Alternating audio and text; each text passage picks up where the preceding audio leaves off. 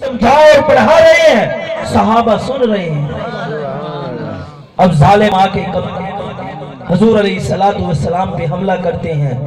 دشمن تو دشمن ہوتا ہے، وہ تو اپنے وار کا انتظار کرتا ہے کہ مجھے جیسے ہی موقع ملے میں اپنی دشمنی ظاہر کروں، مجھے جیسے ہی موقع ملے میں اس کو نقصان پہنچاؤں۔ اللہ کے محبوب پیغمبر صلی اللہ علیہ وآلہ وسلم کی تار میں رہتے تھے، وہ دشمن رسول تھے، اللہ کے محبوب پیغمبر کے دشمن تھے، اللہ کے نبی کے دین کی بات کرنا سننا گوارا نہیں کرتے تھے، برداشت نہیں کرتے تھے۔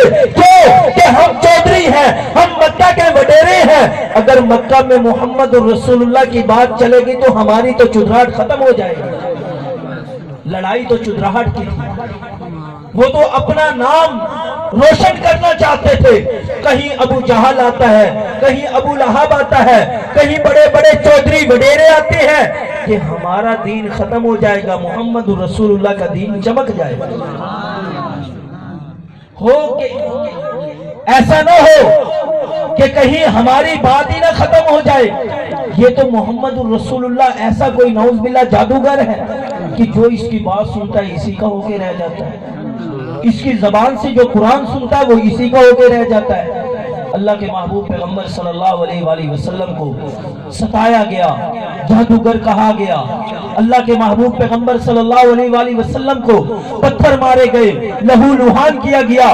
یہ ساری قربانیاں، یہ مشکلات، یہ سب کچھ برداشت کرنا اس لیے تھا کہ اللہ کی توحید کا علم بلند ہو جائے۔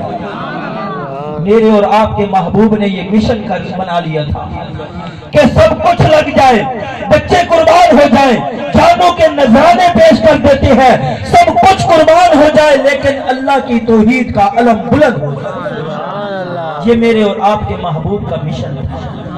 اس لیے تو اللہ کے محبوب پیغمبر صلی اللہ علیہ وآلہ وسلم نے پتھر کھانے بھی برداشت کیے، لاٹھیاں کھانا بھی برداشت کی، تماچے کھانے بھی برداشت کیے۔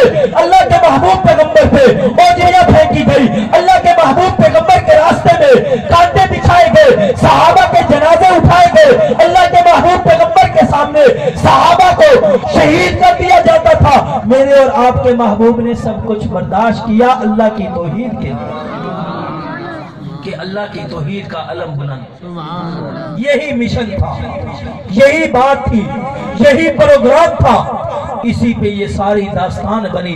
کیا داستان؟ یہ ایسی پیار بھری داستان ہے۔